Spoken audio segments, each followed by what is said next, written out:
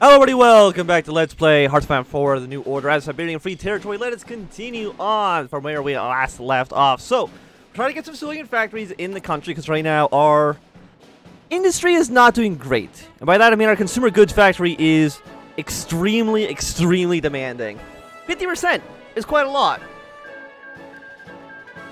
So it looks like the fascists in the West have won their war, which is maybe a little bit concerning for us. Siberia has united West Russia, the official commissariat of Western Russia. I mean, you're fascist, recruit their prisoners.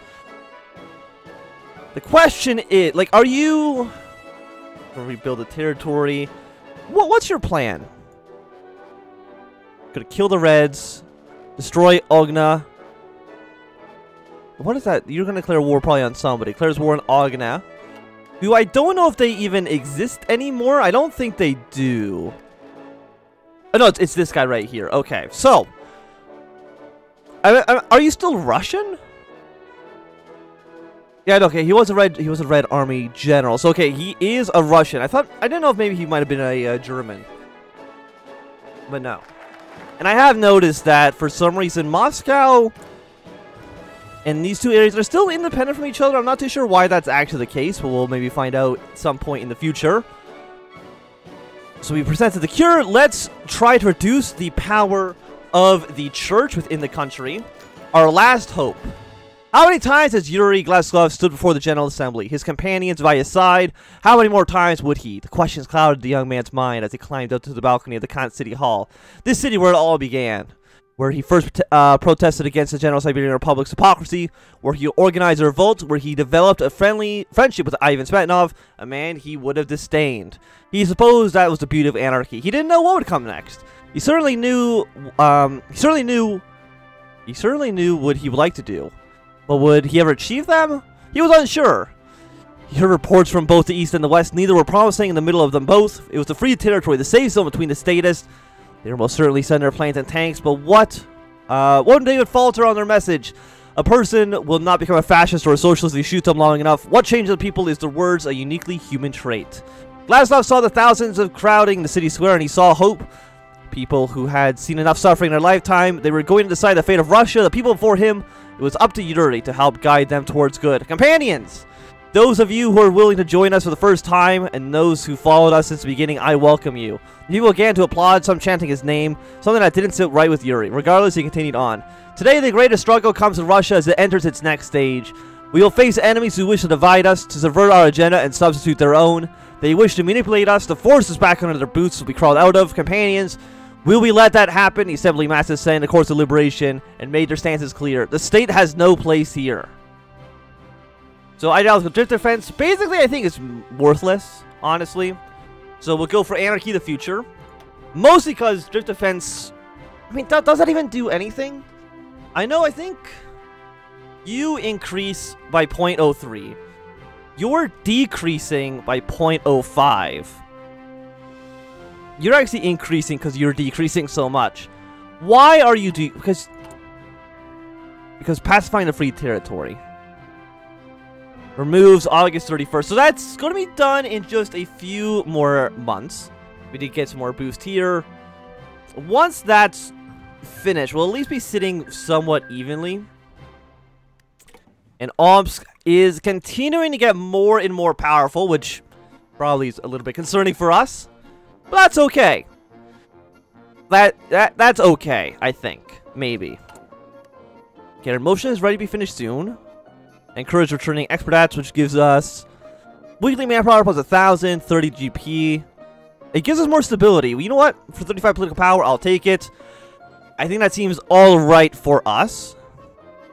And we are still missing some rubber. If we have one factory, I'm okay importing some. We're going to be importing from the Japanese. But I want to be able to build our aircraft as much as we possibly can. Because again, I don't think anybody else has planes. Okay, you have a handful. You have 0, you have 0, you also have a handful. But I think we also are leading in terms of... Okay, we're not leading in terms of plane count, but I think we're probably second place then. And apparently we're not using the infantry fighting vehicles or anything, so you know what? Get rid of these for now. And replace that with some early fighters. I think that seems okay. Having, you know, fighters and close air support really is probably all we're going to need. The thief territory of Yurga. Omsk, could you possibly not do anything and let me live? Thank you very much.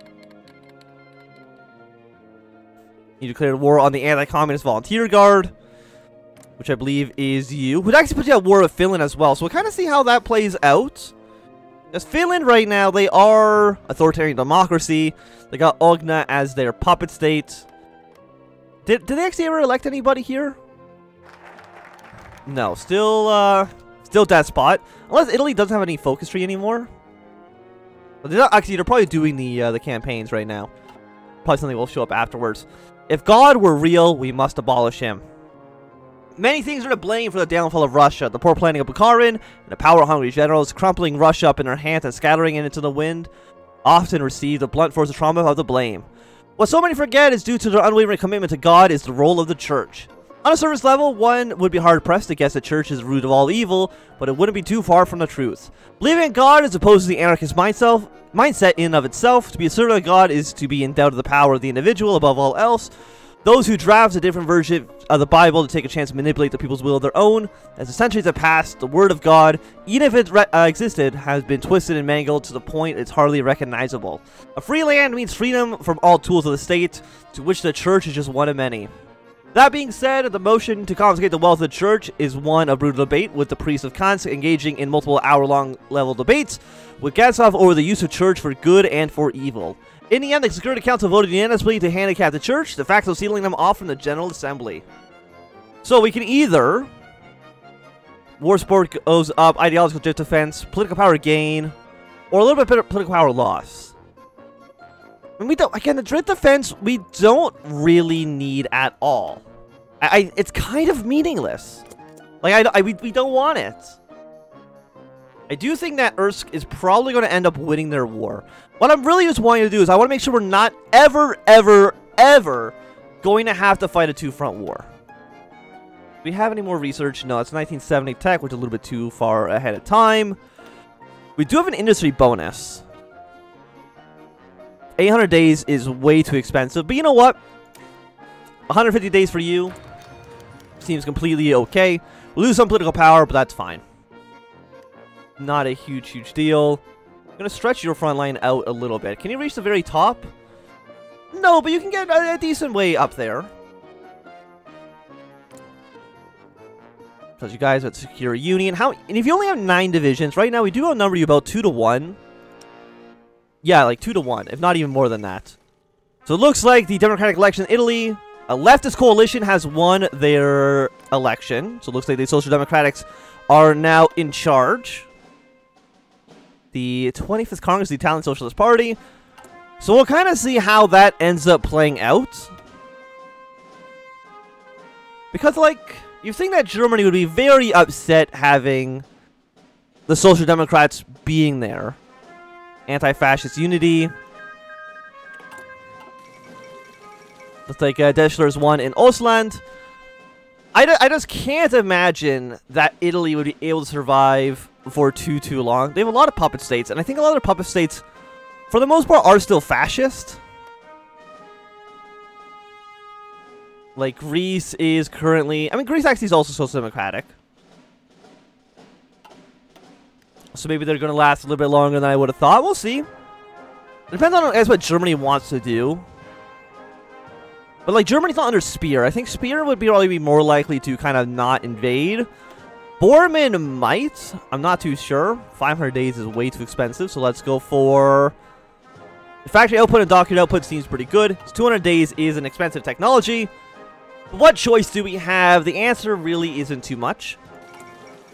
It looks like Hungary has decided to align themselves with the Italians.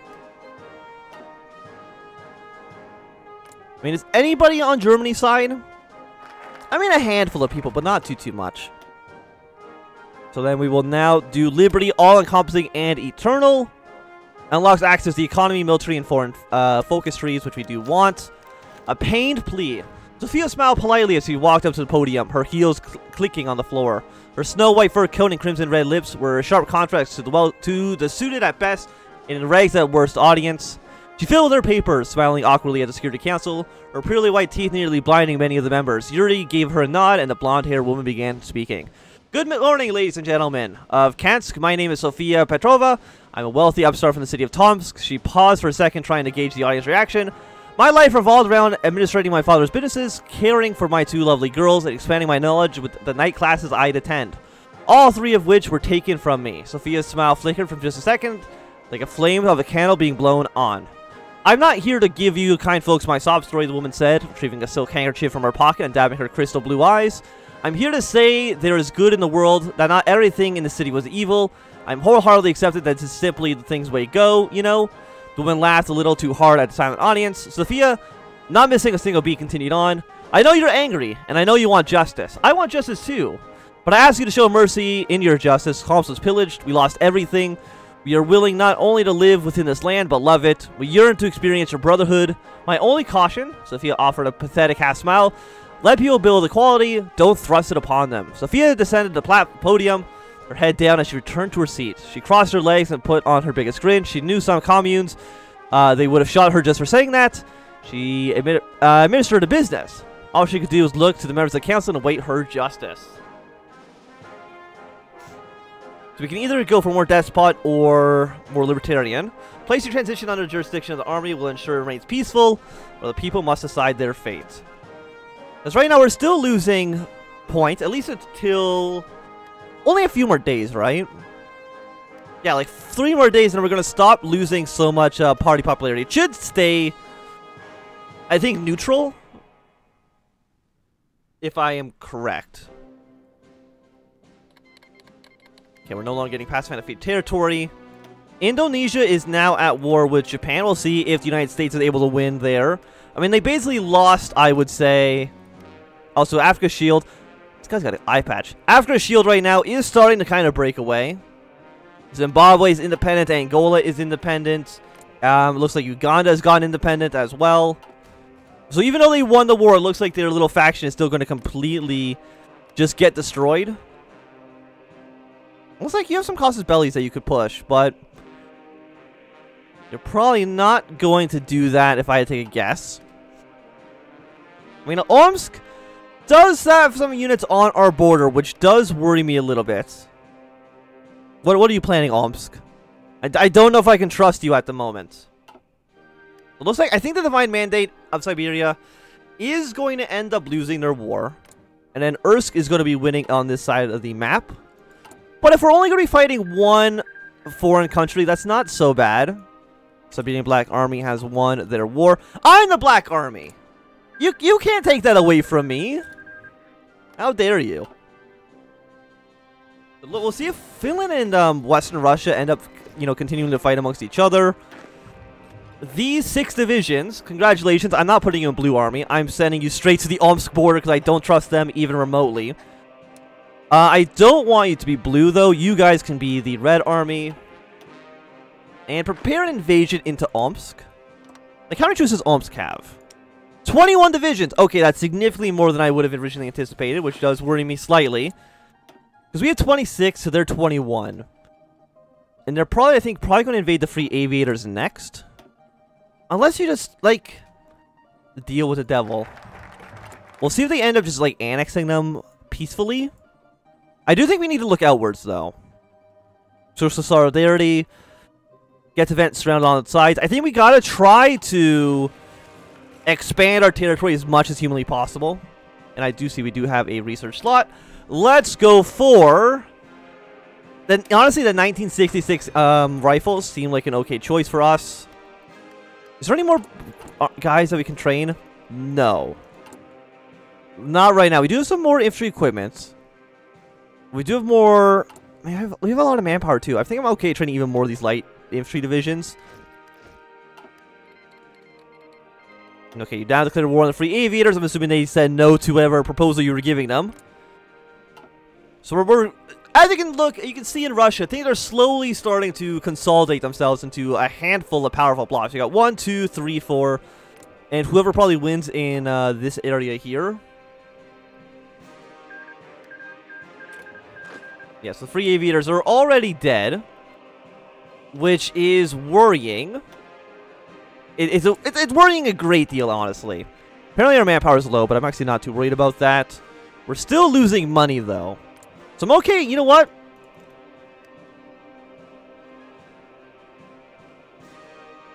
I can decrease civilian spending. You know what? I'm going to do that.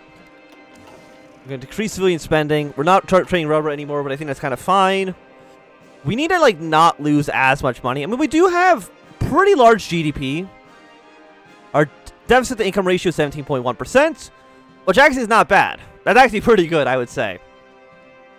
What's like Japan? Like, Japan's modern day GDP to debt ratio is like 200 something %. So in that context, we're looking pretty okay.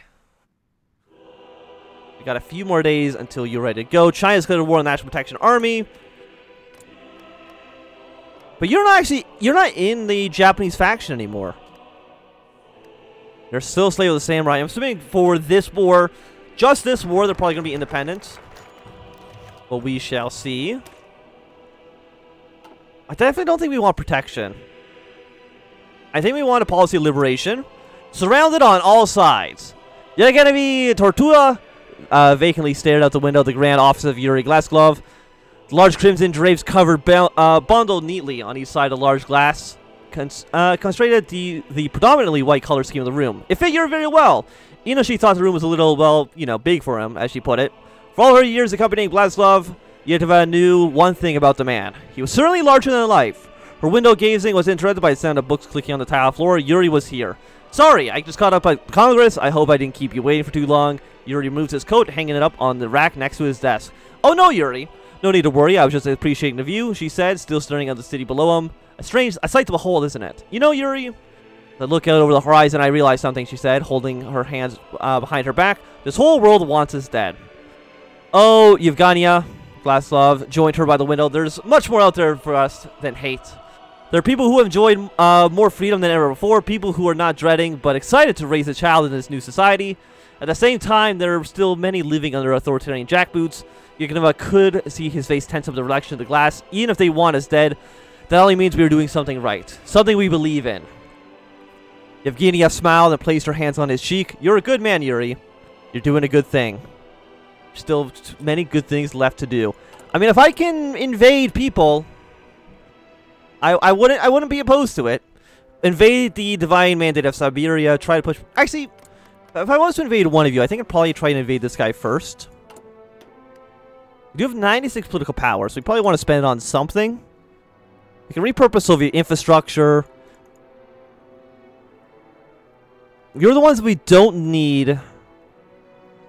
200. I mean, and slowly improve. Army professionalism will slowly improve. I think that's kind of okay. Yeah. Let's make our army slightly better. Because right now, if we look at our trends, academic base is going all right. How are you at? You're at 129 out of 240. So you're slightly over halfway there. We're doing okay on you. We've almost upgraded our industrial base to being whatever the next level is, which is, I'm guessing experience would be the next level, which at least has no penalties either. That's a lot of penalties. Right now we have power tools, which I guess go to manufacturing lines. What the hell is Spartan Ideal? Who has this one? I don't know. But we're going to go from you down to this, which is alright. Factory output goes up a little bit. Monthly population goes down, but that's fine. The monthly population really doesn't make too much. Income rate factor goes up. Taxable population factor goes up. All good things, I would say. And we can also do something with you. Do we want more factories? Probably.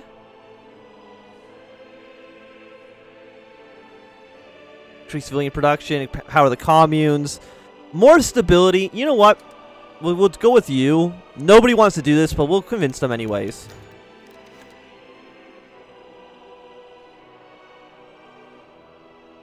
%1 stability. I think that's fine. Support equipment is completely acceptable. Political power goes down. I don't want to do that quite yet. 3% for 60 days. We need at least one more of you. Yeah, army experience -3. Probably the easiest choice we could probably ever make. because it's so simple. Yeah, draw your offensive line out like this. Thank you very much. How many people are on this line? 2, and you guys right now have 18. We probably don't want that. That's a pretty bad split for us, I would say. And of course, Omsk scares me, but I think they're probably a little bit more scared of you. You have 15 and 25. Like, we are still the largest army. We still have the most amount of troops out of anybody in the world. Okay, not the world, but anybody in Russia right now. But the other powers are slowly starting to catch up, which is something that we do need to worry about. For sure. The liberation.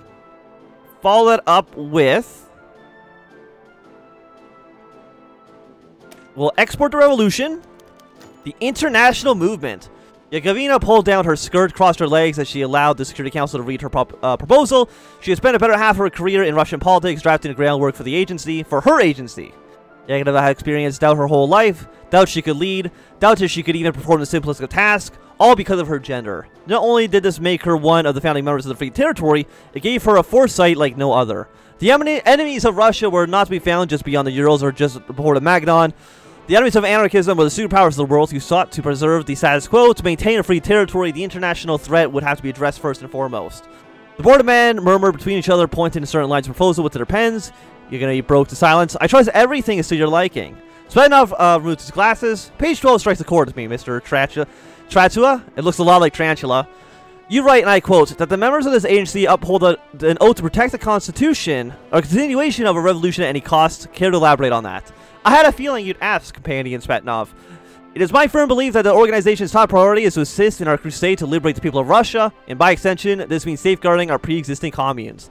The biggest threat in my eyes, Companion Svetnov, is the working of some of the neighboring states, is that of the international powers. They will do everything in their power to tear apart this experiment and exploit it to their will. We must avert them before they do it to us. You have the green light, Yevgenia. Best of luck. But I do think that this is going to be a good time for us to end this episode. So thanks so much for watching. My name is Antswam. If you enjoyed, remember thumbs up. And not enjoy, you can always thumb down. If you want to subscribe, and goodbye.